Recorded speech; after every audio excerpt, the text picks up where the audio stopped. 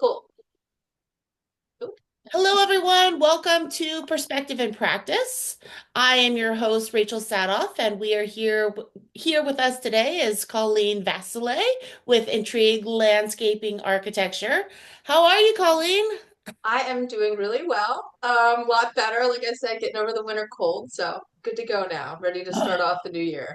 Yes, ditto, ditto. I was taken down too, so I definitely get that. Would love to just kind of jump into things. So, can you tell us a little about your leadership journey and how your career has led you to where you are today? Yeah. I think it all started in sixth grade with my, student council representative. No, but I mean, really though, I think leadership, I was thinking a lot about this, and you've given me like a lot to think about in terms of leadership journey.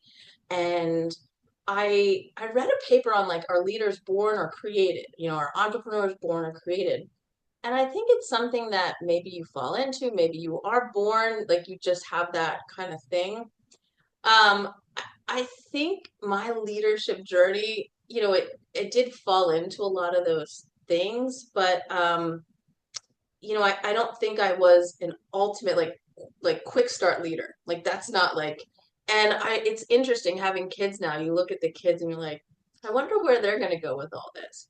Yeah. But for me, sometimes I was really, really shy and I really didn't like doing speaking like this. Like it would freak me out, right? And and not that to be a leader you have to be in the spotlight. I think there's different types of leaders. But I did end up kind of, pushing myself. And I think that's where you find that growth is like make yourself do the uncomfortable. And I think that's where I started to find a lot of movement in my own like leadership growth. Where, when I started, like I said, in grade school, just even being like a student council president. But I think I just kind of it's steps, right? It's steps. And I knew that I always wanted to have my own company. So that was something where I think you do have to be a leader in that aspect too. So yeah. Yeah. Do you have a family history of like entrepreneurship, or were you just like, I Yes. think I want to own my own company? No, and maybe that is something where I saw it because my family is full of entrepreneurs that have always just done their own thing. Like no one's done like legacy, like I'm fourth generation in this business, which is really uncanny. Everyone's just done their own thing. It's like, why haven't we gone into family business? Where my brother is finally taking over my father's company. But yeah, as a little girl, I would come to his office. I knew he owned the company. And it was something I like to see. I like to see his big mahogany desk. Like we're talking the 80s, right? So it was Yeah. just like this big mahogany desk, like very I don't know, it was an interesting scene in my head where I'm like, I want to be a boss, right? And so as a little girl, I just had that in my head. Um, so yeah, I mean that was kind of the idea. And so yeah, my family definitely is entrepreneurs. Yeah, my dad is an entrepreneur, so I can definitely relate to you and like the big wooden mahogany type desk and like the boss sitting behind it and it being your family member, your parent, whatever. Yeah. Yeah. And growing up, my dad always said, "You're going to be an entrepreneur when you're older."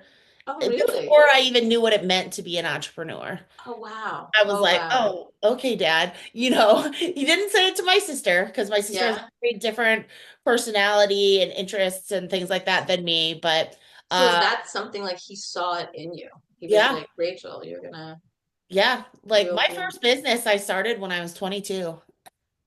really? So, like my first Wow. official business, not like a Yeah. it's dad. Yeah. Yeah, Yeah. and then it has just kind of grown with me and kind of complemented to I where it love is that. today. So, last year I had the lovely honor of being the Baltimore Business Journal Mentor of the Year.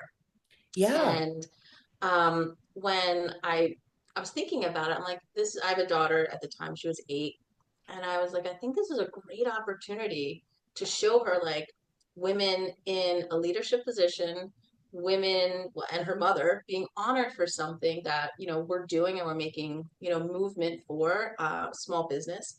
So I called the BBJ and I said, hey, would you guys mind if I brought my daughter? And they're like, oh my gosh, no, absolutely. We'll create a name tag for her. What is her name? And I'm like, oh, this is amazing. So, I gave them her name. When we go, she finds her name tag. And I told them about her, and I do see entrepreneurial spirit in her. So they had her name, and at the bottom, like they have what your position is or your company. So for her, they put entrepreneur. Awesome. And she was like, oh my gosh. So she puts her name tag on and she still has it hanging up in her room on her like little cork board.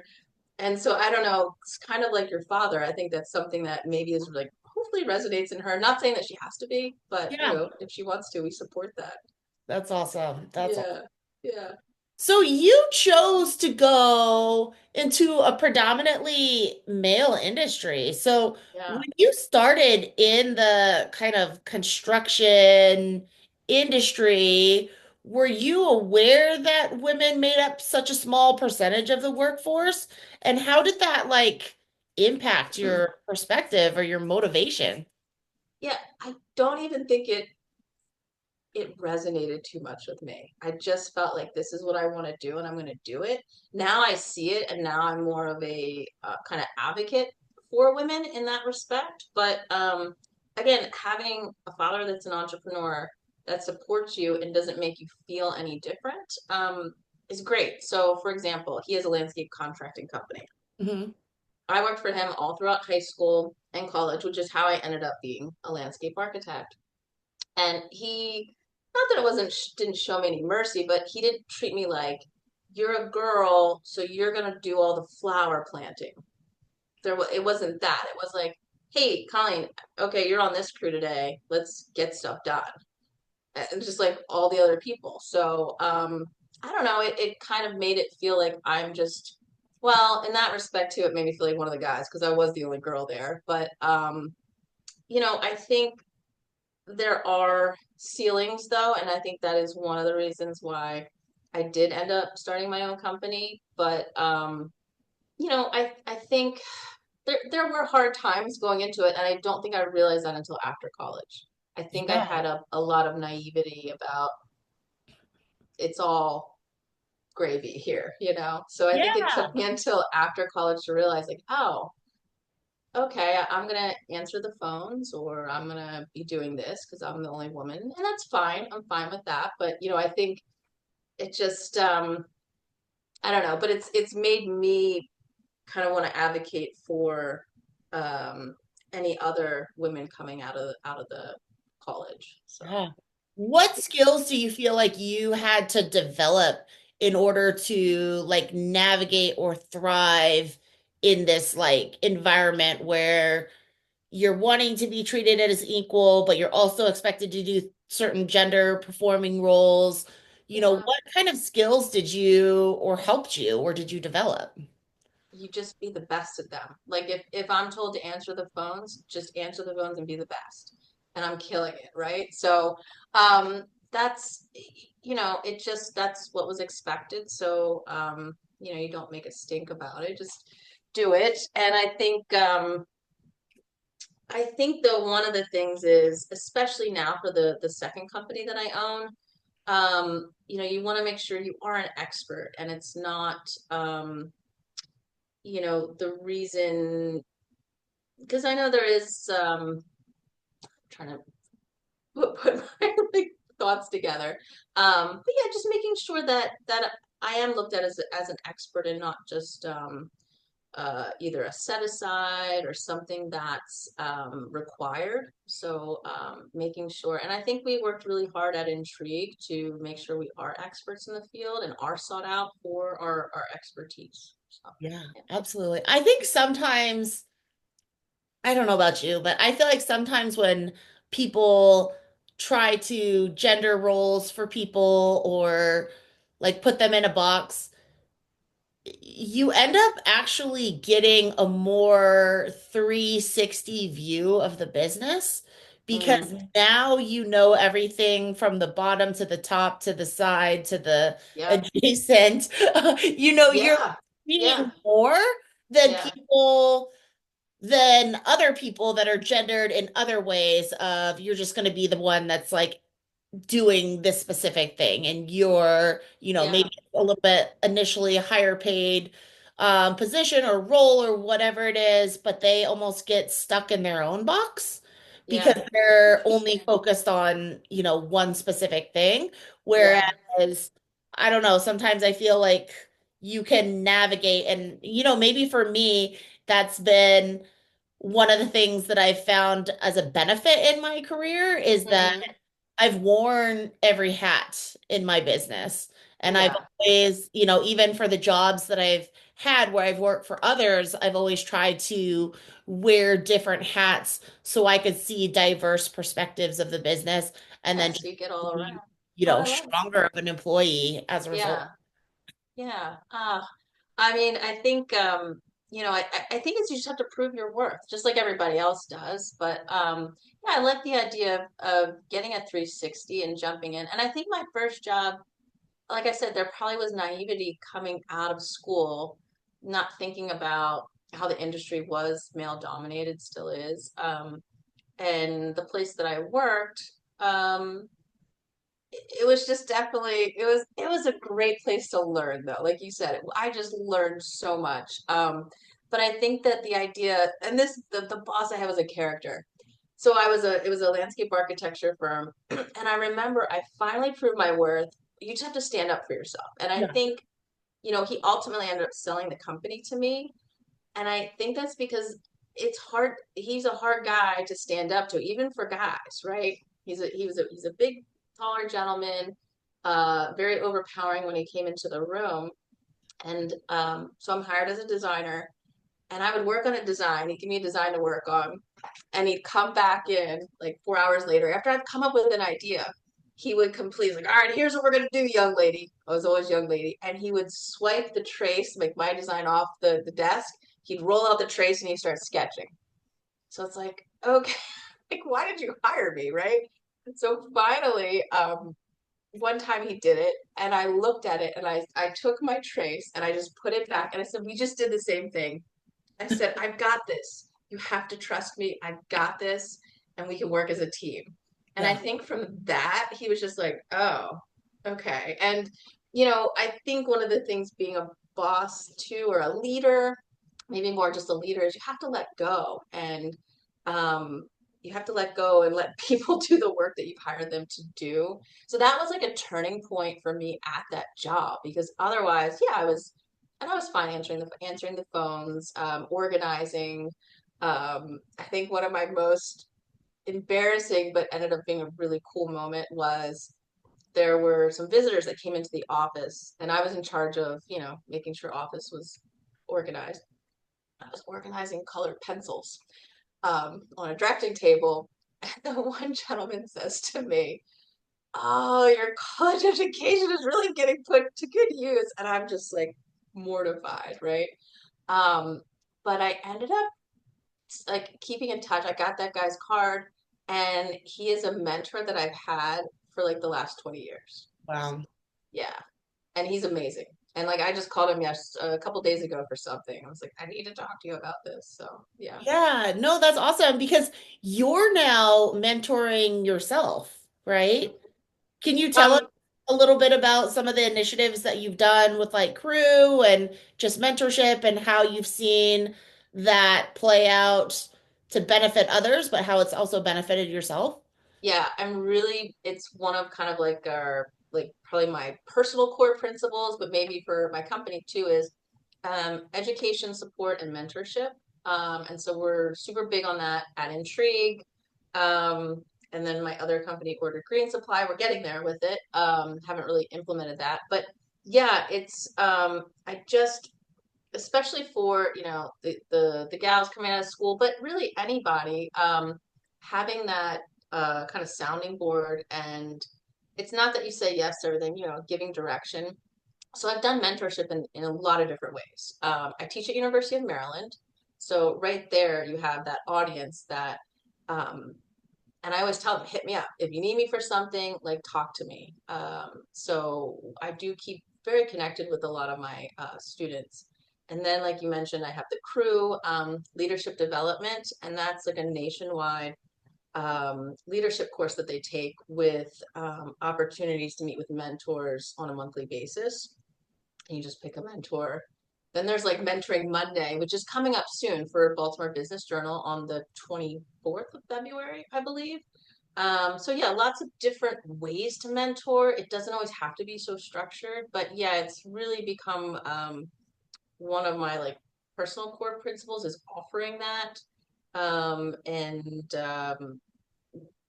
mostly for, my team as well too. So it's hard to see your boss as a mentor sometimes, I think, but I tell them like so we have structured meetings, like let's meet at least twice a year to look at where our goal sets are for things.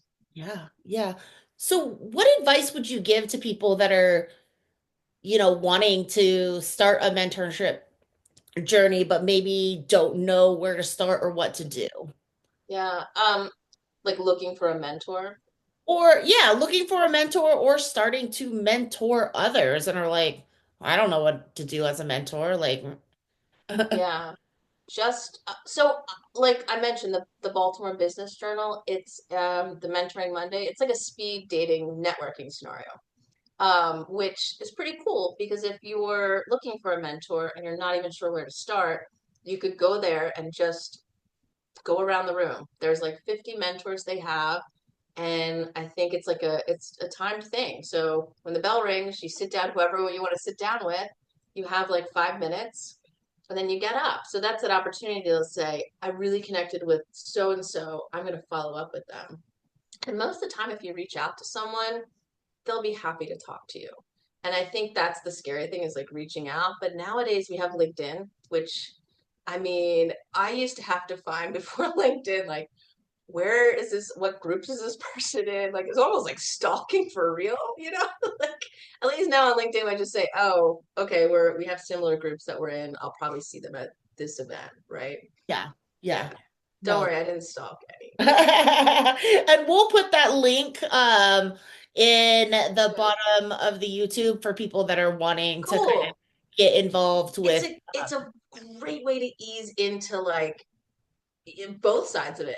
Like, I don't know how to be a mentor. Well, great. Just come talk to someone for 5 minutes. I don't know how to find a mentor. Great. Show up. But obviously, I think finding someone that's like where you want to be, like, who do you want to be in 10 years? Find that person on LinkedIn and say, hey, um, I always start with, can I take you out to lunch? Like, yeah, if I'm looking for a mentor, do you mind if I take you out to lunch? And then who turns that down? Or coffee. Make it simple. I give them options. yeah, So if you don't want to spend an hour with me, how about like 20 minutes for a coffee? yeah. Yeah. That was one of the things one of my mentors, former mentors when I was in university, that she always taught. She was like, you guys are young. Now's the time to find mentors. If you invite people out to coffee, you better pay for it. You know? Yeah, exactly. And half the time, typically, if someone does invite me out, I mean, especially if they're Yeah. a college student, I will pay for it. Yeah. you know. Well, But it's I think it's just like the mindset, the mentality of yeah, like, I'm willing to pay for your time in an alternative way. yeah, because I know your time is valuable. It's very important to me. So and the way the world is too, like you could write up an email for LinkedIn, throw it into Chat GPT just to make sure it's curated a little bit more, and doesn't have any, my kids are saying crazy words these days. I'm like, I don't know what skibbity means, but they're saying it all the Yeah. time. So Yeah. Yeah. For sure. For sure. For yeah. sure. Yeah. I Um, use ChatGPT all the time to be like, clean this up. just polish it just a little bit, but make it sound like me. It knows me enough now, I think. So yeah, Yeah. it's kind of Yeah. very, very interesting. But yeah, I think the hardest part is that fear of like they say no. Yeah. And I had um a business coach that I hired. That was one of the first things I did when I started my business. I'm like, actually, he wasn't even a business; he was a sales coach because I'm like, I need to figure this out. And I'm a good landscape architect, but doesn't necessarily mean I know how to run a company. That's a whole nother like ball of yarn. Um, and I loved what he told me. One of the things he told me, and this was for a whole nother matter, but he's like, what is the worst that could happen? He's like, the worst thing that could happen is you fail. And then he's like, so what? Let's say you fail.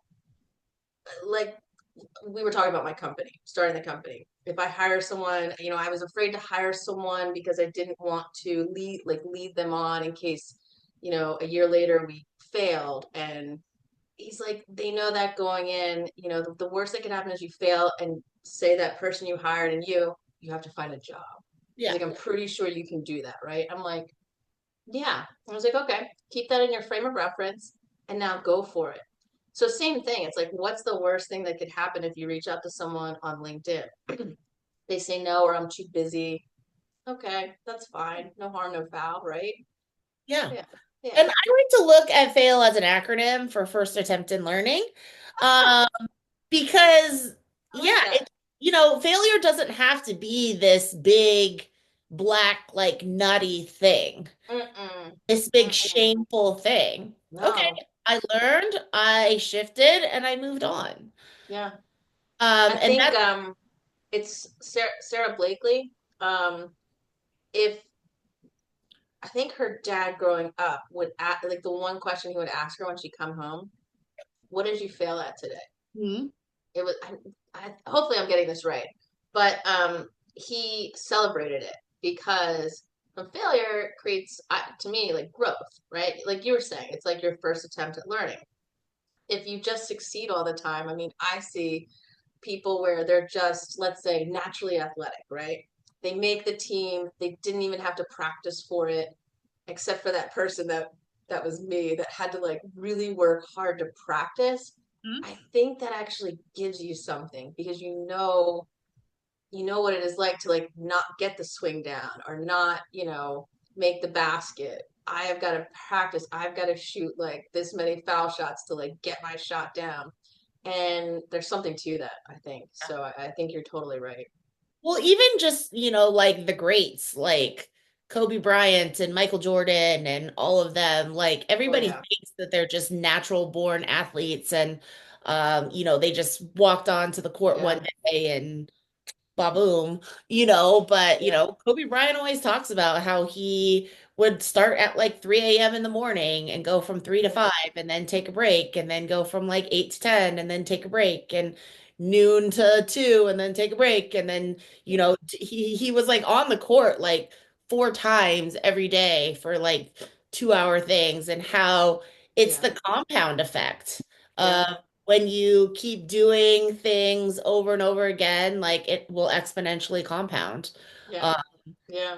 I've always loved that Darren Hardy book called The Compound Effect because Oh, it's write that just one talking down. about how when you do things over and over again, they will exponentially grow. And, if you fail, like that's okay. You just get up and Yeah. try again. What have Yeah. been some of your biggest life lessons as an entrepreneur? Because I know you talked a lot about sales, and I think that's a huge thing where, when we work with businesses too, like the hardest part of business is, finding your client, which means you need to understand sales.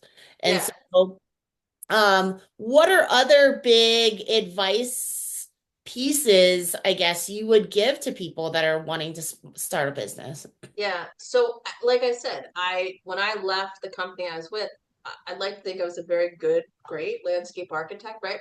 But that does not mean anything about having a business. It means nothing. You can be the best landscape architect in the world if no one knows you're there. How do Hmm. you even, like you said, how do you close a deal? How do you get a client? Um, and when I left, I didn't leave with taking any clients. I nothing. Started from total scratch. So it was a hustle. So yeah, you do. I think one of the keys with the business is you can be really good at what you do, but you have to close the deal. So sales is critical. And then as you grow, oh man, they always say like more money, more problems, right? So it's just like as we grow in revenue, as we grow in people, what does that mean? And I have my right hand gal, her name's Kristen. Um, she was the first full time hire, and we talk back to like, remember when we just did stuff in like Excel spreadsheet? It was like really simple, and now we have these robust programs that cost like six figure, not six, 5 figures a year, things like that. It's like, oh man, like geez. So it's there's a look back. So growth of a company is another thing too. So it's not just starting the company is probably the easiest thing you can do. Yeah. Registering it, getting a name, done, $100. the website. It's like it's the easiest thing you can do. Although I will say to that effect, talk about the website. When I started Intreegue, um, right? That's one of the first things you do. Go on GoDaddy, get your domain name, whatever. So I go to get the domain name and it's taken. And I'm really bummed because I'm like, we spell it with the tree in the middle, Tree. I'm like, it's such a good name. It can't be taken. I'm gonna have to like do a different website. I'm like all bummed.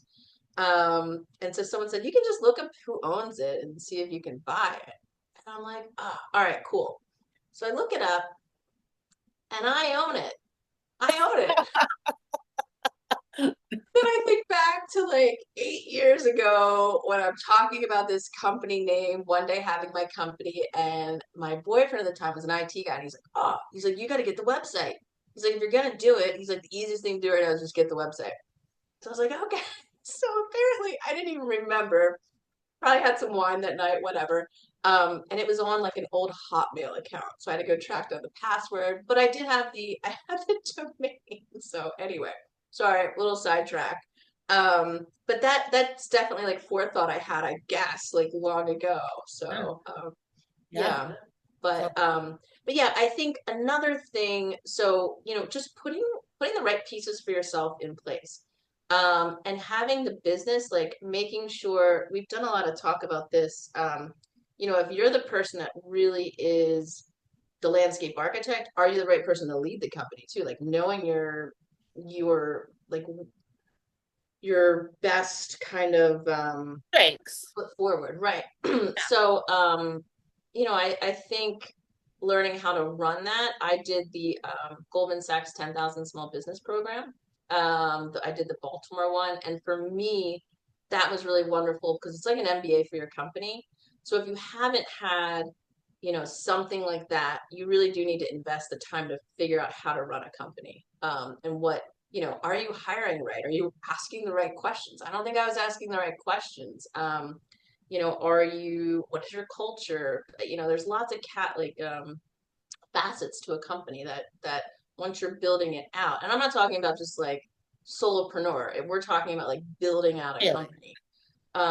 And so I think there's also milestones that you hit, like when you get to certain revenues, like 1 million to, five is like, it's a hard climb. And it's like, what does that mean for your company? So, looking at that and just company structures. So right now, I think I mentioned I bought another company 18 months ago, and it's a different type of company. So I'm really starting to get into and have learned like how good I am at strategic high level planning. Yeah. And for me, it's great to learn that because I think when I first started the company, not that I was a different person, but I was a perfectionist that could not let go of anything. And you can't grow that way. Yeah. So if I'd stayed, like you said, in that box, we would not have grown. I have a great team.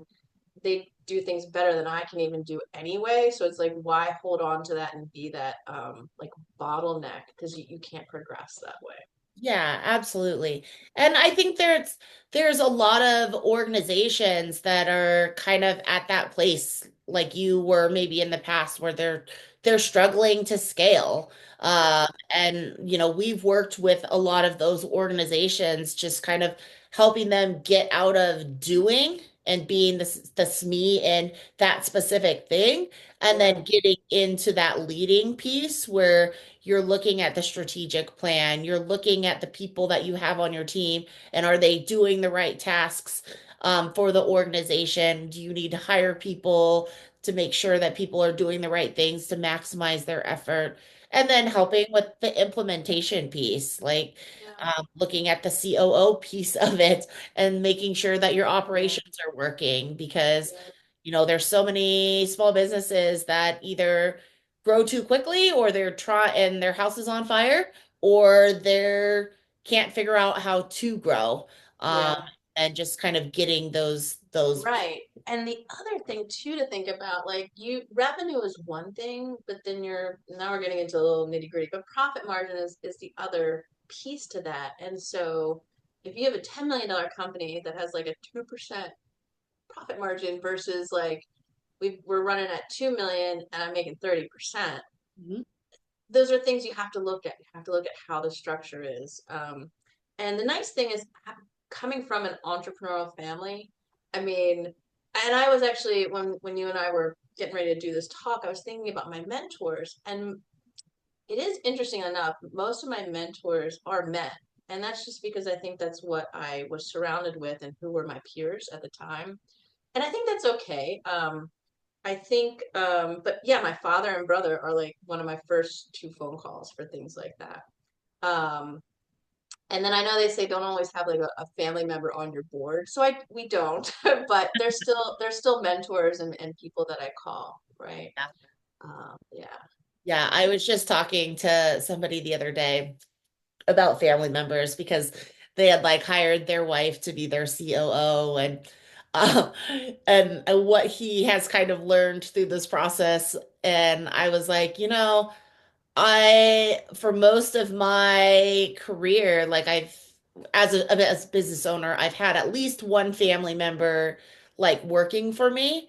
yeah, And the thing that I like there's it's love hate, right? But the thing that I respect about it yeah. most is that they're the most transparent employee that you'll ever have. That's great. They can tell you like, hey, you're off the Yeah, because rocker they're on not this, afraid. or They're because like, here's the I knew thing. you when you were young.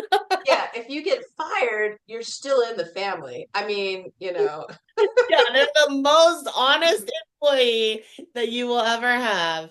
Uh, yeah. and if as a leader you can receive that feedback, Hmm. I think it can really impact your business in a positive way. If you're a person Yeah. that can do that, okay, don't work with your family or your Yeah. And it is interesting. So my brother will eventually take over my father's contracting company. So where I am now, I have Intrigue. We have a lot of great processes in place. I'm happy with where our culture is, like where we're taking it. So the second company that we bought, my husband is the COO there, and he's full time at that company. And we talked a lot about it before jumping in because you don't want to mess like you have the marriage already, and you don't want to put that in jeopardy. So that's definitely been interesting. And I've worked for husband and wives before where there could be a lot of tension. And I actually think making sure, I don't think it's a bad thing to go directly out of school into your own business, but I think there's something to be said for gaining experience at different types of offices. yeah, And I will tell you, I've worked at lots of different types of offices, like big firms, small firms, husband and wife shop, architecture firms. So it's definitely like I think back and I always try to put myself in my shoes from when I worked for a husband and wife. And when I felt like, oh, there's this tension, it feels weird. Like, so we talked a lot about that before coming on board. We have to make sure the culture there, what it is, it's not, everyone knows we're husband and wife, but where the professional line is and then where the home life line is. So yeah, yeah. yeah, absolutely. So many people talk about how entrepreneurship can be a lonely place. Agree, disagree? What have you done to help with that? What are your thoughts? I think being in like either mastermind groups or peer groups or councils, I will say most of my friends now are other business owners. So it's very interesting, because it can be lonely, but I think only if you make it that way. Yeah, So yes, at your company, you are the leader and you have to have a certain role. So that may seem lonely, but I found actually you don't have to be perfect for your team. And I think one of the things that we've done in Intrigue is I've definitely sometimes let my hair down with them. We've definitely had some tears here and there. And good things, bad things. Um, just knowing that the door's open. So it hasn't it doesn't feel as lonely, I think, for that. But then also just making sure you have these peer groups and other entrepreneurs, business owners you can call. So, I have different people I definitely call for different things, and then I just have structured groups. Yeah. One of the groups I'm chair for the Crew CEO Council, so it's for all of Crew Network.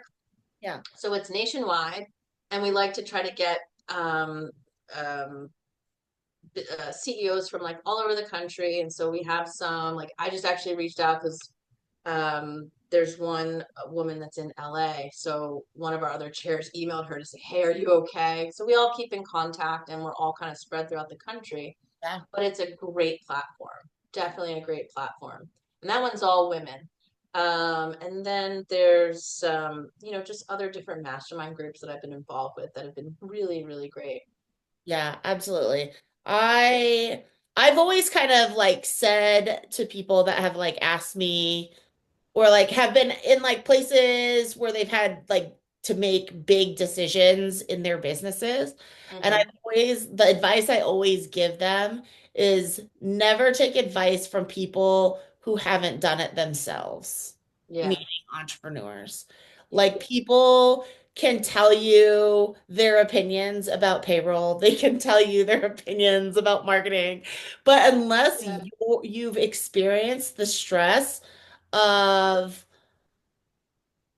doing it yourself, like Hmm.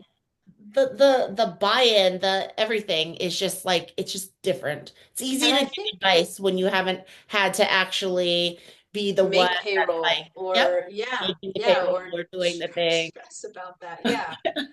I do think there's business coaches out there, right?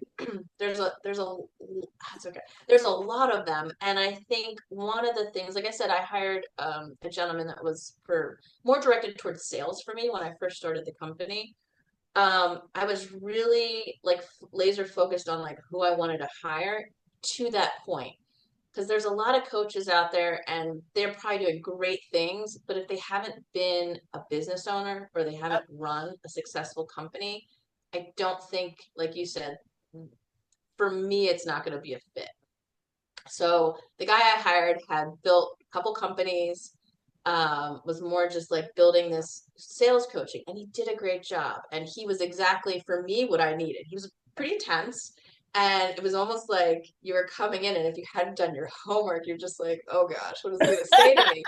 But I love that because one of the things when you are a business owner, when you are the CEO, president, whatever your role is, um, you're saying like it could be lonely because you are up there by yourself. There's also sometimes no accountability, right? Yeah. There's no one that's saying, hey, you need to get this done. It's only yourself. And if you're just kind of getting distracted, like unfocused, then I think it's nice. That's where I'm like, okay, yeah, I need to have my coach like weekly check-ins or accountability partners. Like, hey, are you getting this done? Hey, are you closing that deal you talked about? So yeah, yeah. For inspiring entrepreneurs, what would you say are the key steps for taking when they're either starting or buying their first business? Well, depends on what they're doing. Buying the business, I think you just need to look at the investment and the return on that and if it's a good deal for you. Because I think having done both, one can be a little easier than another. It just depends. There's good and things and bad. There's nothing better than coming into a company that's already set. You already have sales funnels, like you already have things happening. But you have to look at the cost too. What's the deal that you're going to negotiate to buy this? And I won't do a deal unless I'm feeling like, I'm not trying to gouge the other person. I want it to be a win-win. I want us both walking away from the table feeling good about it. So yeah, just looking at, is the money you're spending going to be able to come back to you? Is that a good investment? And how do you know how the business runs? What are the inner workings? Starting a business, again, the thing with that is you're starting from scratch, so that makes it a little harder. But the thing with that is the failure could be a little more easier too, because if you fail at the business you bought, If you needed a loan, if you needed whatever it was, then you're stuck holding that paper that you've got to pay off with nothing, right? Versus if you started a company, so Intreegue, the like we didn't really need a lot of cash to start it because it's more just get a client, I need the computer program, get the job done. So it's more just the paying of the people. So failing at that would not have been as bad. But so I think you really just have to evaluate different situations. And sometimes I've had a couple people talk about like, well, what if I just stay at my job but then do it on the side? Mhm. Well, for me, then you're not all in. You're Yep. not saying I'm giving myself the complete like I'm in 100% and I can do this. You're not really believing in yourself. So I think for me, you either got to do it or you don't because you're not Yep. going to make it work doing it part time. Yep, absolutely. I always tell people there's no such thing as a hobby business. There's hobbies and there's businesses. Yeah, And if you yeah, want something to be a business, then it can no longer just be your hobby. yeah, exactly, exactly. So I love that. That's Well, great. thanks so much, Colleen, for Oh my sharing gosh. your journey and your leadership insights. It's been such a pleasure to hear about your experience and the Yeah. lessons you've learned along And the way. yeah, yeah. And for all You the too. You had some great stuff. I'm like, I wrote some stuff down. Look, I'm gonna read this book, the Compound Effect. I'm yeah, there. So yeah. yeah, and for all you viewers, if you've enjoyed hearing Colleen's insights today, don't miss other Break the Norm leadership interviews. And if your organization is interested in learning more about how Break the Norm leadership can help you develop your greatest asset, your people, click the link below. Thanks, Colleen. Thank you.